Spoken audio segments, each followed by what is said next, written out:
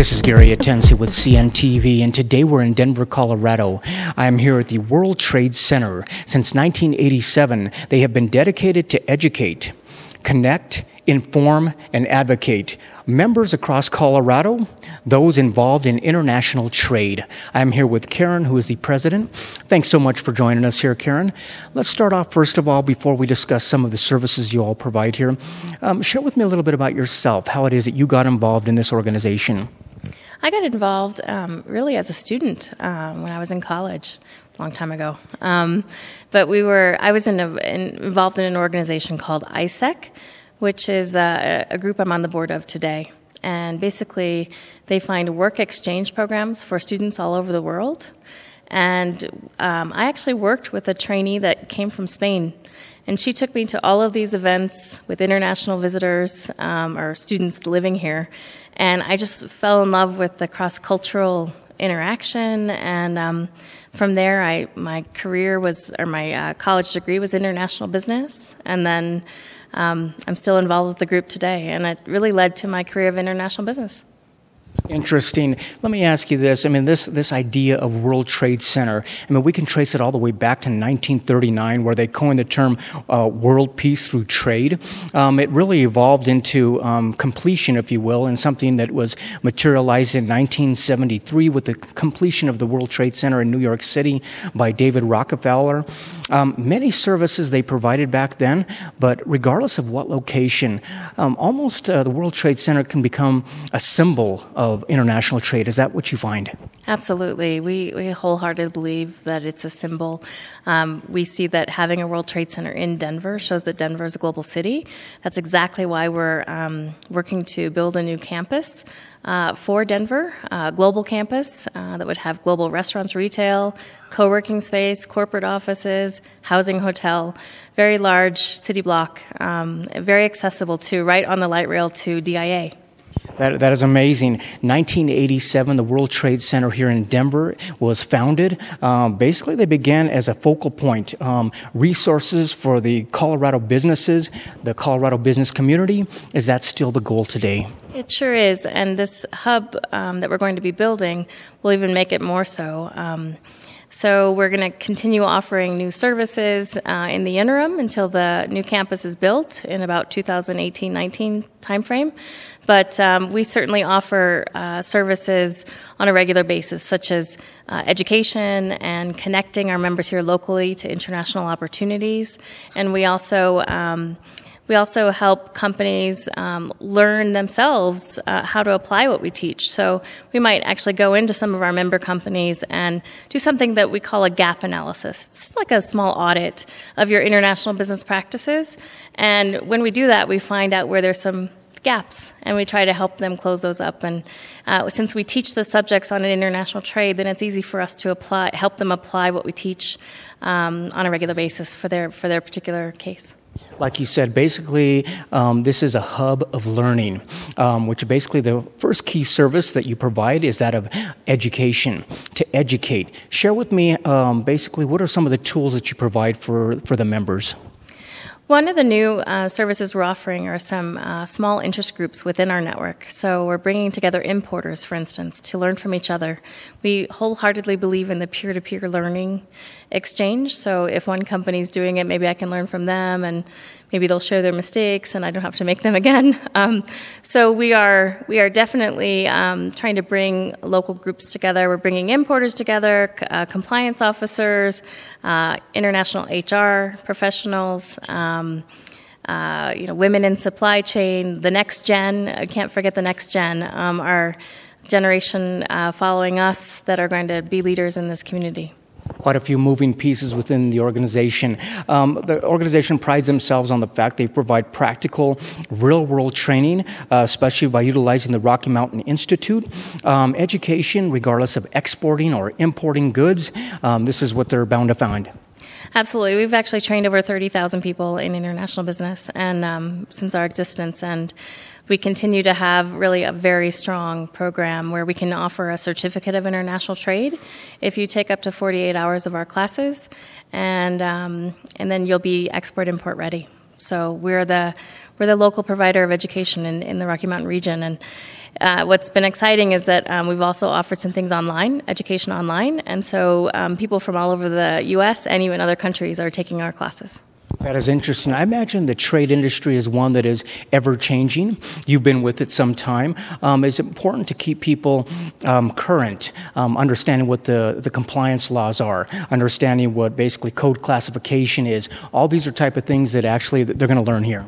Absolutely. I mean, these regulations change every day. So we put on about 70 events a year as an organization.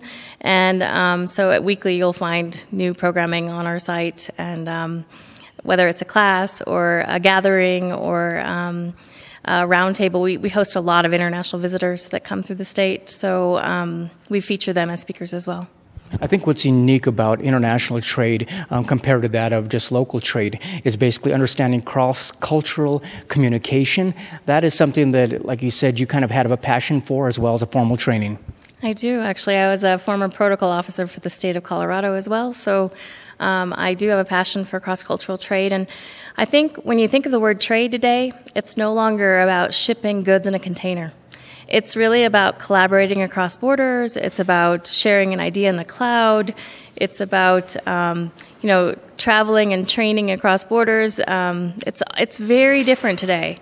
And so our World Trade Center here focuses on all aspects of international business, whether it's investment or trade or just trying to share ideas and collaborate on innovation, for instance. Speaking of sharing ideas, that would take us to the second key service, which is Connect. Not only connecting members here locally, but also across a global network. There's some pretty powerful input when you get a lot of folks together like that.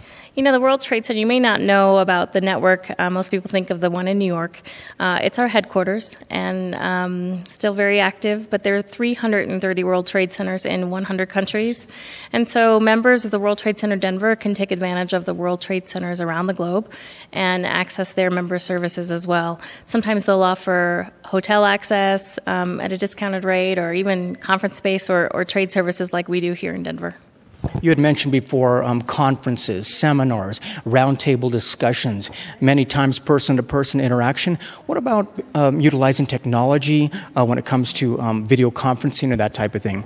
We've actually had one conference where we video conferenced 4 countries at one time. And so while you were walking into the breakout session to talk about Germany, you were actually talking to Germany. Same with Holland and the UK and the Netherlands, and France. So. That is incredible. The third key service is that of Inform.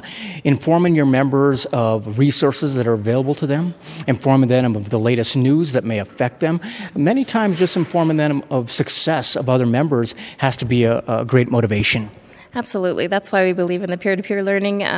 But we also offer a regular newsletter, and we have a number of database tools that we subscribe to on behalf of our members. So research, we can help them with their market research and other things that they need to know, like you said, changing compliance laws and others. So we absolutely believe in the information aspect of our job as well. We're like if you think of us like a chamber of commerce for international business, that's probably the best way to think about it. Yeah. That is pretty amazing. Obviously, as a business today, regardless of the economy, for a business to produce a successful and thriving company, we pretty much need all the help we can get.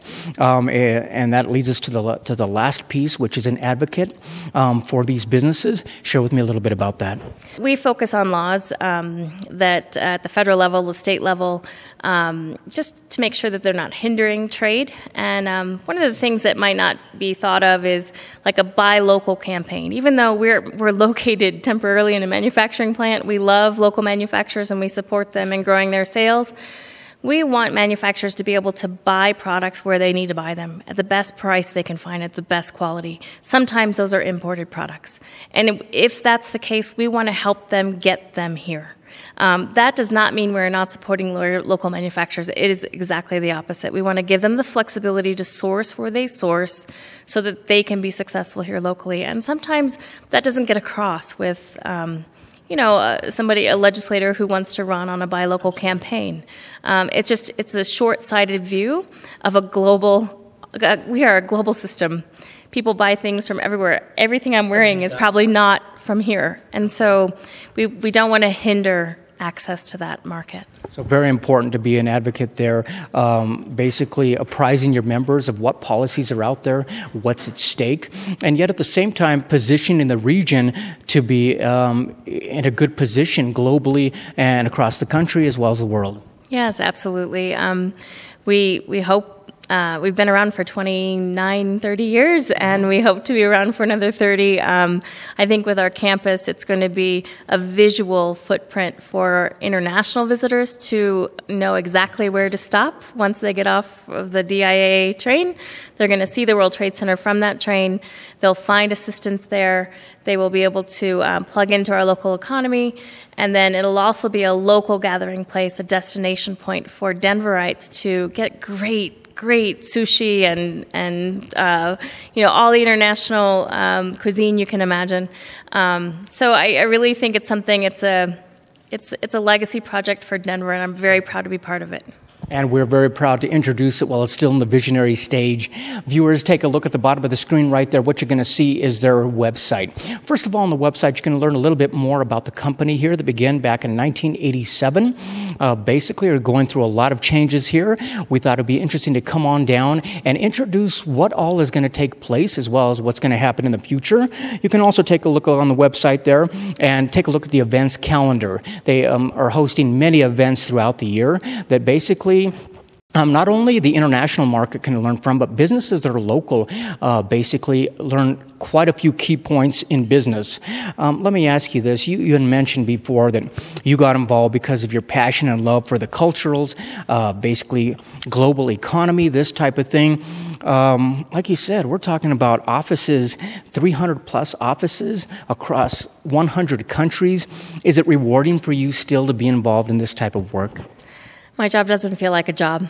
It's a cause, and this is why I work countless hours, and we'll make our organization work in any site we're in, because it's the soul of the organization that really matters. But having a wonderful campus that allows us to expand that soul and really shine and really bring the community together on a regular basis, be the convener of this community, this international business community that is growing year over year.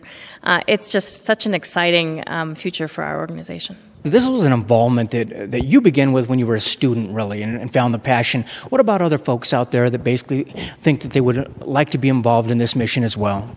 We absolutely want to engage the next generation. We have a next-gen group, and we also have a very strong intern program that gives interns hands-on international business experience with a real project, not administrative in nature, but a real project that they really support our office. So interns basically double our staff, and we use them as staff.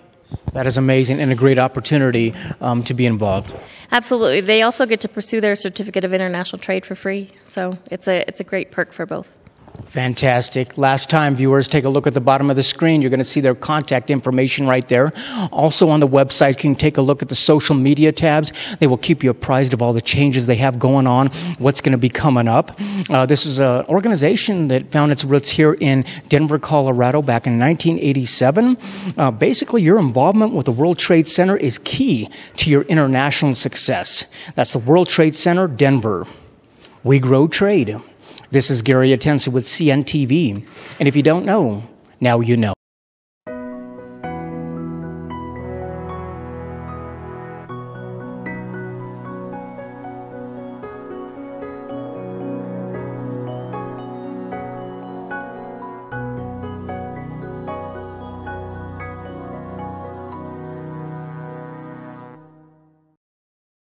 This is Gary Atensu with CNTV, and today we're in Littleton, Colorado. I'm here to discuss the healthy grieving process. Since 2015, they have been providing revolutionary grieving programs, exploring grief from the self-identity level.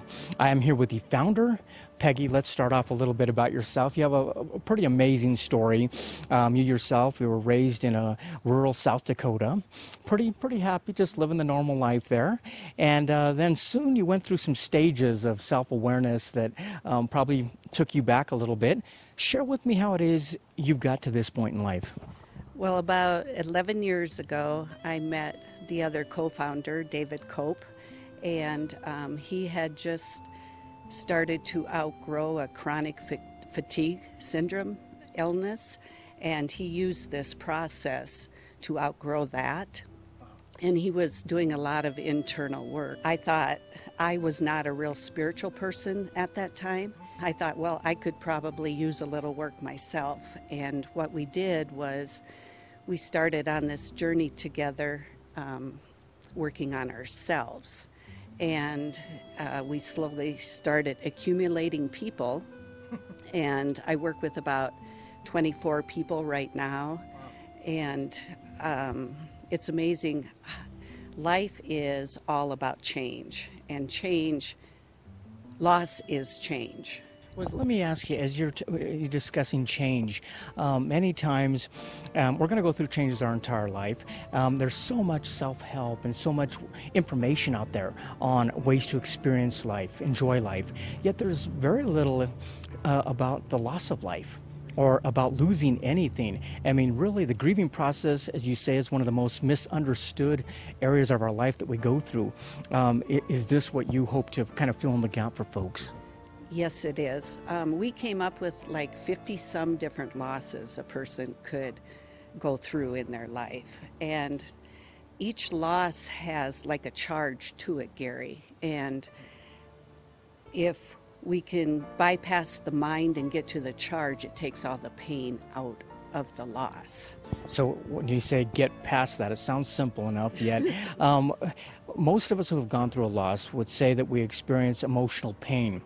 Yet on the surface, it seems like because we're missing something or missing someone. Yet if we go a little bit deeper, what you're talking about is finding out that there's a lot more going on than just what seems to be happening on the surface. Yes, I was used to experiencing myself externally.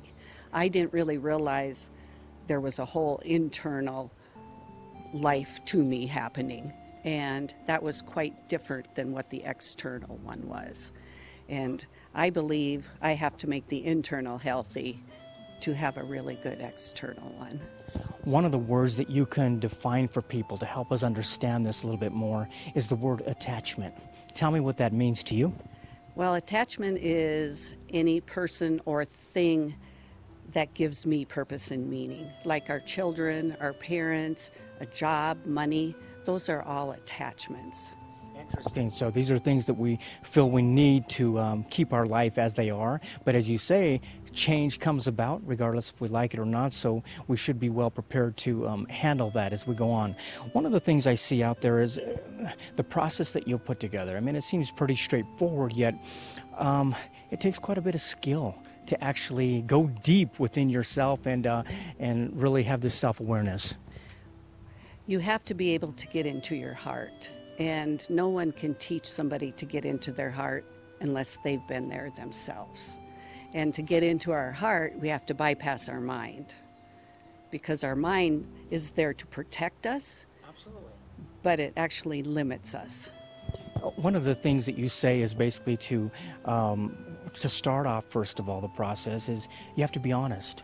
Be honest with yourself, that understand that maybe it's not what you think it is, or what it is you're losing. Is that a big obstacle for a lot of people? Well, I do hear sometimes, like I helped a lady grieve her dog, and other than the opening statement, we never talked about her dog, because it really is about what's going on internally in us and the loss that we're feeling from that aspect. Do a lot of people, I mean, are they almost, do they sometimes not even want to feel the feelings that they're going through because, I mean, it doesn't feel natural, or it's almost taboo to talk about? It depends how open-minded and open-hearted the person is. I love working with adolescent kids because they just open up. And sometimes I do run into some resistance, but I'm so used to living from my heart that it's real easy for me to get the people to come there with me. And as kids, I think we start out that way, but we soon end up somewhere totally different. I mean, it's important for people to understand that these feelings they're going through, it's not who they are. I mean, it's not what they should be going through. It's not even supportive maybe in certain instances. It's not supportive at all. You know, even something as little as not getting on a Pewee baseball team can make a mark on a child and bring out maybe they're not good enough. And once that's been triggered in somebody, they start pulling away from life and start shutting their hearts down. Interesting. I mean, I imagine one of the big milestones is for people to be able to imagine their life without that person, or imagine their life without something, or what the possibilities can be. Is that something you have witnessed? Yes. And in this process, after we do the grieving process, I actually take them through possibilities of what their life can be like now without that pain. And that's my favorite area of the process. That's got to be kind of a breakthrough for you, something that is almost rewarding to experience that in someone else. I mean, thus far we've talked, like you say, I mean, when I think of grieving, I think of somebody who's passed away. But like you said, we're talking about 50 different things that you can lose, be it a spouse in divorce, be it a loss of hearing, be it a loss of sight, be it a loss of limb. I mean, there's so many different areas. It kind of surprises me that we're not taught this early on. I'm trying to figure out how to teach children how to feel feelings, because it is innately in us to do it. We've just never been taught how to do it. That is amazing. I mean, obviously your mission was to help others experience themselves. I mean, when you went through these stages, you were really learning about yourself. Yet, you also are helping other professionals to help other people. Has that been rewarding, providing workshops and training like that? We have about 10 therapists that use our process in their practices now, because you can change someone's life in an hour and a half. And that sounds unbelievable, but you can. You really can. So the session itself, for somebody to get started, basically you're looking at a very intense session where you're going to learn quite a bit. And then is there a follow-up after that? We do a follow-up after that, because we start having them define themselves as a 10, the most triggered and painful they are in this situation. And then we have a fallback session that we have them describe themselves as a 1, because there just will not be any charge left. I mean, we're thinking of things that we've lost something and we don't want to lose it. Yet this can be used proactively as well. We're talking about losing things that we know we should lose, maybe a bad relationship, alcoholism, habits. Can that be used as well? Behavioral patterns, I do those every week. I do one every week. And it just keeps adding to me. You know, Gary, for 25 years I went to the gym to try and feel better about myself. Now I have so much more of myself to feel better about. You were seeking a physical betterment, and you found out a spiritual betterment made all of you all the more better. It's very a holistic approach. Yes, it is. Wonderful. Viewers, take a look at the bottom of the screen right there. What you're going to see is her contact information. You're also going to see her website. I mean, we basically just touched on a little bit of what it is she offers. But basically, as you can see, this is more than just about losing the loss of life. This is about many things you can lose in your life, be it a divorce or possibly even a home or a community.